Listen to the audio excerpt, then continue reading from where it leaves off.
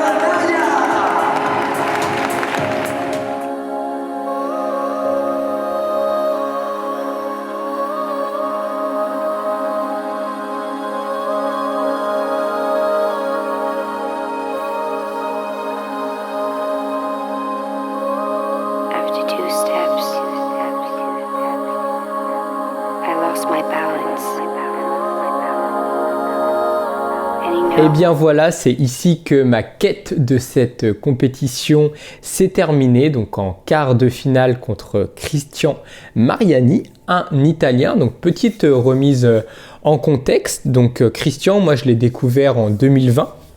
Lorsqu'il a gagné justement la compétition donc Burning Gate, celle que j'ai moi-même gagnée en 2019, mais moi c'était international, c'est-à-dire qu'il y avait les 16 meilleurs athlètes internationaux en endurance, et lui, Cristian, en 2020, comme il y a eu le Covid, etc., lui, il a gagné le Burning Gate, mais pour les Italiens, donc national au lieu de international, tout simplement. Et c'est là que je l'ai découvert, et depuis ce moment, je le suis sur les réseaux et je trouvais beaucoup de points communs avec lui, et surtout, voilà, j'étais époustouflé par son niveau. Je le connaissais pas du tout, et ouais, à l'époque, j'avais vu, il avait déjà un God7, il avait 58 tractions, je crois. Enfin bref, je mets tous ses réseaux dans la description, et son Instagram doit s'afficher à l'écran si, voilà, si ça vous intéresse.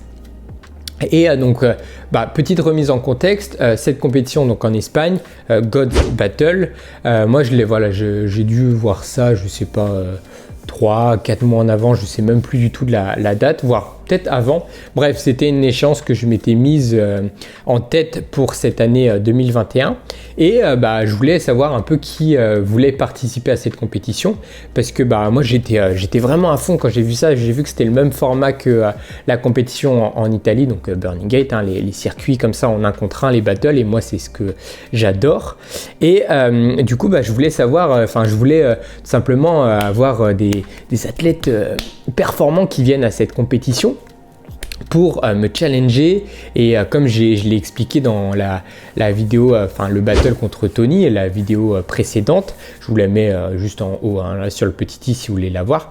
Moi, ce qui m'anime, c'est les compétitions, mais ce qui m'anime le plus, c'est les rivaux que j'ai en face. Parce que plus la personne en face va être forte, plus en plus elle m'inspire, plus je vais devoir tout donner dans ma préparation et je vais tout donner le jour J. Donc j'ai demandé moi aux personnes qui pour moi ils sont là, moi je suis là.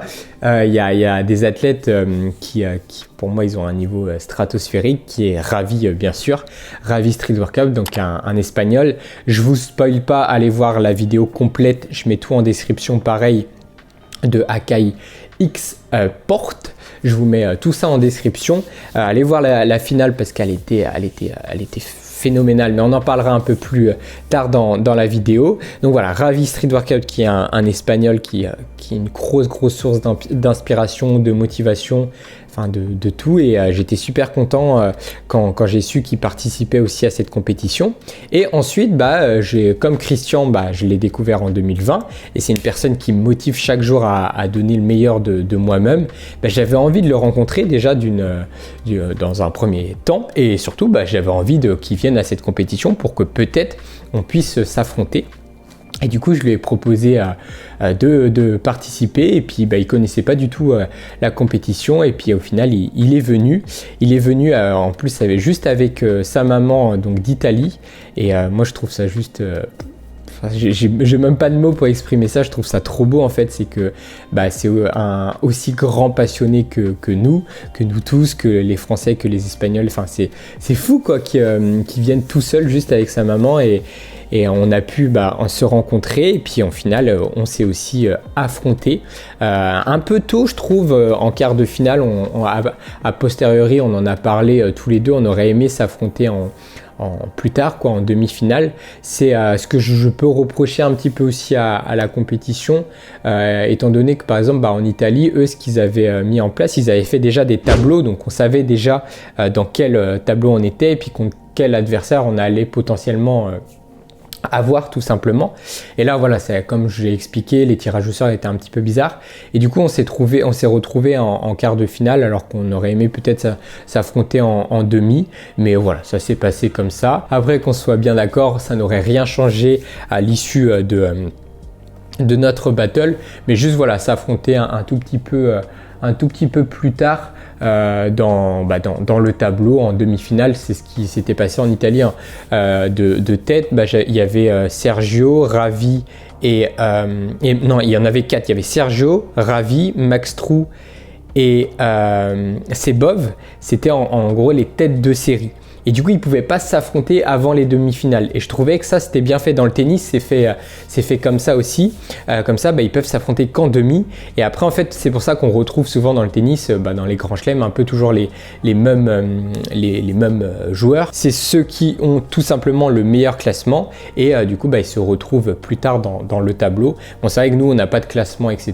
Donc, on ne peut pas trop faire ça comme ça. Mais en Italie, ils avaient réussi. Et voilà, c'était juste une petite aparté. Bref, plus concrètement, le battle, c'était le suivant. Je l'ai noté juste ici. Donc, il y avait 5 émus, 20 tractions, 30 squats au poids de corps, 20 dips, 5 émus, 25 pompes, 30 squats et 15 tractions. Donc en tout, j'ai regardé, il y a 10 émus, 35 tractions, 20 dips, 25 pompes et 60 squats. Donc peut-être vous l'avez vu, c'est un battle très basé sur la vitesse, sur la rapidité, parce qu'en soi il n'est pas important, il n'est pas volumineux en termes de répétition. contrairement à justement Burning Gate. Donc pour donner justement une idée, le battle on l'a réalisé à peu près en 2 minutes 23, donc c'est très très rapide. D'ailleurs si vous voulez le réaliser, vous pouvez très bien le réaliser. Moi ce sera un vrai plaisir de vous voir dessus, et puis vous pouvez même me mentionner sur Instagram ou quoi, et moi je serais super partant de voir tout ça. Et voilà, c'est un battle très rapide, et qui dit battle très rapide dit la moindre erreur en fait tu la payes cash et tu peux pas la rattraper. Autant les battles justement en Italie, donc c'était des battles de 8 à 12 minutes grand max, et c'était vraiment, ça faisait vraiment appel à l'endurance parce qu'il y avait tellement de répétitions que tu devais gérer ton effort et dans le temps pour justement réaliser le battle en entier. Et là c'était vraiment de la rapidité, donc la moindre erreur c'était fini. Donc moi j'ai pris, je pense que vous l'avez vu sur la vidéo, moi j'ai pris du retard sur les squats, ça c'est le plus gros constat que j'ai fait. Bien que je les ai travaillés, j'ai pas de rapidité je trouve, donc il faut que je me remette un peu en question et que je vois comment travailler ça en rapidité. Et voilà, j'ai pris du retard là-dessus, et après impossible de rattraper. En dips j'ai failli remonter un petit peu, mais c'était impossible. En fait il avait 10 dips d'avance, donc impossible, et après je pouvais pas rattraper. Par contre les 15 tractions de fin, je me sentais bien. Je pense que j'aurais pu les faire d'un coup, alors que lui il a cuté, donc peut-être j'aurais pu rattraper là, mais voilà, je perds je crois 4 tractions. Donc bon, c'est le premier battle officiel que je perds tout simplement. Donc sur le coup ça a fait un peu mal, enfin voilà, mais c'est comme ça. Et moi je suis super content parce que c'est Christian quoi. En face c'est un athlète qui pour moi on a exactement le même niveau, voire sur certains points il me dépasse, sur d'autres, enfin voilà, c'est Christian quoi. Bon, je regrette de ne pas encore avoir affronté Ravi, parce que j'aurais aimé l'affronter un jour, mais peut-être l'année prochaine. Bon bref, voilà, c'est mon premier battle que je perds, et ouais, sur le coup ça fait bizarre, et un peu de déception, franchement un peu de déception, parce que je me sentais vraiment prêt, je m'étais vraiment bien préparé pour cette compétition, j'avais perdu du poids, donc c'était c'est ma stratégie, je me suis dit vu que c'est du poids de corps, plus je vais avoir un bon rapport poids-puissance, plus je vais pouvoir mettre de la rapidité. Et voilà, c'est un échec, et je félicite vraiment Christian, je lui ai dit directement, et de toute façon je savais, quand j'ai vu, quand on est au coude à coude, moi je gagne en Italie en 2019, mais je gagne sur des petits trucs, tu vois, je gagne sur des petits trucs, et c'est ça que j'ai aussi, il faut que j'arrive à gérer ça. J'ai gagné qu'une grande compétition en Italie. Maintenant, il faut assurer, il faut rester dedans. Et voilà, c'est ça. Et maintenant, j'ai une certaine pression. Vous êtes de plus en plus nombreux à me suivre. Ça me rend fou. Mais je suis super reconnaissant de tout ça. Parce que de base, moi, c'est fait pour développer le street, le sport, pour le faire connaître, pour faire connaître ses valeurs. Et voilà, mais mine de rien, ça me met une petite pression quand même. Et là, voilà, c'était aussi un échec pour moi, un échec aussi pour ce que je voulais représenter la France comme il se doit, quoi. Mais voilà, du coup, j'ai essayé quand même, j'aime bien essayer d'analyser mon battle et comprendre là où ça a pêché. Donc, comme je l'ai dit, c'est sur les squats où j'ai pas réussi à rattraper mon retard, donc ça c'est le problème majeur, et ça c'est entièrement de mon ressort. Ensuite j'ai essayé d'analyser un peu plus. Voilà, moi ce que je veux c'est comprendre pour justement évoluer et faire une meilleure préparation par la suite. Moi c'est tout simplement ça. Donc ensuite il y a les petits problèmes d'équité sur cette compétition, chose qu'on n'avait pas en Italie par exemple. Donc comme je l'ai dit, le fait que, enfin je sais pas si je l'avais dit, mais alors en gros, mais ça c'est pas de la faute de l'organisation, c'est pas de la faute de la compétition, mais Christian, Ravi aussi je crois, ils ont pas eu de premier tour parce que leurs adversaires ne sont pas présentés, donc ils ont pas eu de premier tour. Donc déjà, vu comment les premiers tours étaient durs, le fait de faire des max répétitions en 1 minute, ça puise l'énergie dans la même journée. Encore, on a une journée de repos, ça va. Donc il y a peut-être ça qui a joué. Je sentais qu'en tirage, j'avais moins d'explosivité, je pense que ça s'est vu sur les muscle-up, j'avais un peu moins de vitesse. Mais de toute façon, ça s'est pas joué là-dessus, ça s'est joué sur les squats. Donc, c'est pas ça qui aurait tout changé. Pareil, j'ai essayé d'analyser aussi peut-être sur l'organisation de la structure. Moi, la barre était un tout petit peu plus haute, donc j'avais un tout petit peu plus de hauteur à faire, mais ça change pas grand-chose. J'avais plus, par contre, de distance à faire pour aller chercher les dips, alors que lui, les dips, c'était juste à côté. Mais encore une fois, en analysant bien le battle, moi où je perds du temps, c'est sur les squats, c'est pas sur tous ces détails-là. Mais au moins, ça permet pour les fois d'après, ça permet de comprendre et de surtout retenir que sur des battles comme ça, surtout de rapidité et surtout quand c'est des athlètes comme ça au coude à coude ça se joue à rien du tout, faut vraiment que l'égalité des chances soit le plus respectée. J'ai fait la comparaison avec un sprinter par exemple. C'est comme si tu mettais les starting blocks de Usain Bolt un tout petit peu plus devant que Christophe Lemaitre par exemple. À ce niveau-là de performance, à ce haut niveau-là, tu peux pas. Ce petit détail, on dirait que c'est rien. On dit ouais, mais c'est bon, c'est qu'un millimètre. Ouais, mais ça change tout en fait parce que c'est des années de travail, c'est de l'optimisation de l'entraînement et ces petits détails, ça peut tout changer. Et encore plus sur un set où ça se joue vraiment à 4 tractions. Donc ces petits détails, là, en fait, c'est l'accumulation de ces petits détails, ça peut tout changer en fait.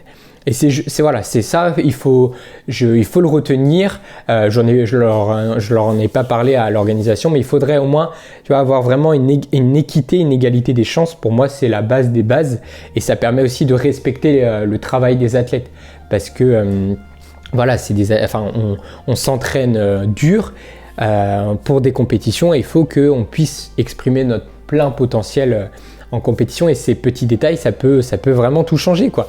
Mais bon, voilà, au moins c'est des choses il faut retenir pour les futures compétitions. Voilà, par exemple en Italie, c'était mais au millimètre près, quoi. Et c'est vrai que on n'a pas l'impression d'un point de vue spectateur, ou même moi, j'avais pas l'impression quand j'ai vu ça. Je me suis dit c'est pas grave, on s'en fiche, tu vois. Mais non, en fait, ça change tout, surtout sur un set comme ça. Donc bref, voilà, ça c'était la petite analyse pour le futur, tout simplement. Et ce qui en découle de tous ces petits détails, le fait que Christian n'a pas eu un premier tour, que moi j'ai eu 2 premiers tours avec beaucoup de tirages, ça me fait un tout petit peu de frustration sur le fait de putain, moi, ce que je veux en fait, c'est la défaite. Moi, je l'accepte. Il y a cette phrase, c'est une phrase bateau, on le sait, mais souvent c'est dans la défaite qu'on apprend le plus. Et là, moi, j'ai juste cette petite frustration de me dire, mais putain, j'ai l'impression d'avoir rien appris en fait de cette compétition. J'ai l'impression de rien avoir appris à cause de ces petits détails qui gomment un petit peu tout le reste, quoi. Peut-être que justement, moi, ce que je veux, c'est où j'ai pêché dans ma programmation. Par exemple, je sais qu'en Italie, mon point faible, c'était les pompes. Du coup, là, je les ai travaillées beaucoup plus, les pompes. J'ai pas reproduit la même erreur. Je retiens de cette compétition que j'ai pas mis assez le détail sur la rapidité de mes squats. Donc ça va me servir pour la suite. Peut-être aussi travailler plus mes sets en termes de rapidité, mais encore une fois, on n'était pas au courant des sets. Donc voilà, moi, j'essayais de travailler un peu tous les sets, que ça soit rapidité ou que ça soit des sets plus longs, mais je vous avoue, je me suis basé en fait sur les sets qu'il y avait en Italie, donc j'ai fait des sets plus gros, vous l'avez vu de toute façon dans ma préparation. Donc voilà, c'est juste cette petite frustration de me dire putain, j'ai l'impression de ne pas avoir appris de cette expérience, alors que moi c'est ce que je recherche. La compétition, bien entendu, je suis un compétiteur et je veux gagner, sinon j'irai pas à une compétition, hein. Je suis pas, enfin faut pas se mentir, et moi je veux être transparent, tu vois. Si je viens, c'est pour gagner, c'est pour représenter mon équipe, donc la SWAT Team, c'est pour représenter la France, voilà, c'est tout ça. Mais après derrière, comme je le dis, c'est aussi évoluer, que ça soit psychologiquement et physiquement, et surtout aussi dans ma manière de programmer mes entraînements, etc. C'est ça que je recherche aussi. Et voilà, là c'est juste cette petite frustration qui en découle juste de ce quart de finale, parce que ça s'est pas joué à grand chose. Et voilà, c'était juste pour parler de tout ça. N'empêche que je félicite grandement Christian parce qu'il était aussi dans une forme mais stratosphérique. Il était très fort, très rapide et je crois qu'il a impressionné beaucoup de monde. Sa finale d'ailleurs contre Ravi, elle est époustouflante. J'ai eu beaucoup d'émotions en les regardant parce que c'était un spectacle fabuleux. Franchement, les battles comme ça, quand les athlètes sont vraiment au coude à coude et qu'ils ont ils expriment tous les deux leur plein potentiel, c'est impressionnant.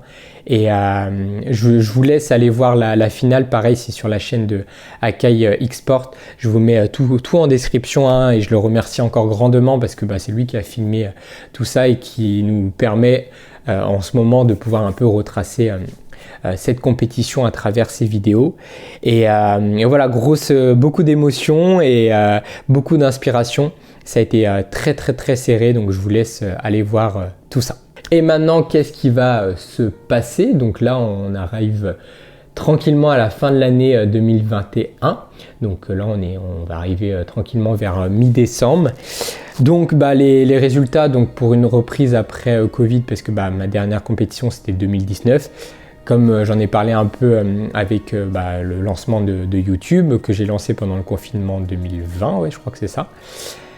Moi j'avais qu'une envie, c'était reprendre la compétition et cette année je suis content d'avoir refait des compétitions.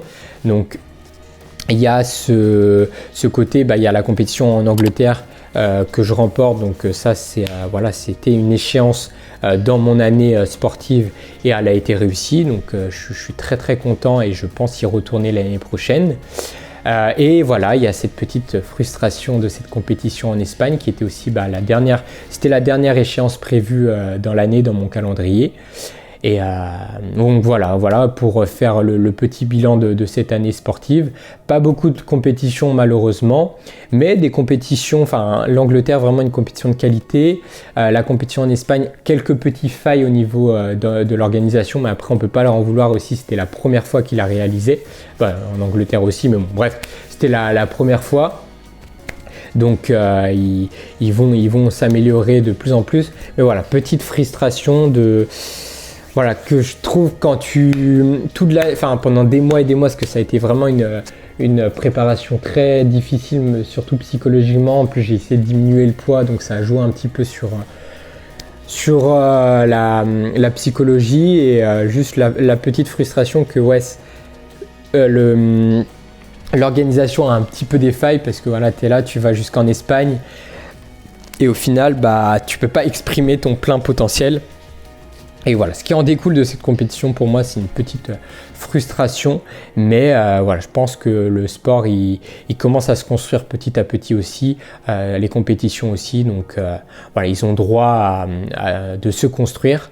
Mais moi mon ressenti personnel c'est juste cette petite frustration, mais par contre j'en découle une super expérience. J'ai rencontré Christian pour la première fois, j'ai rencontré aussi des super athlètes.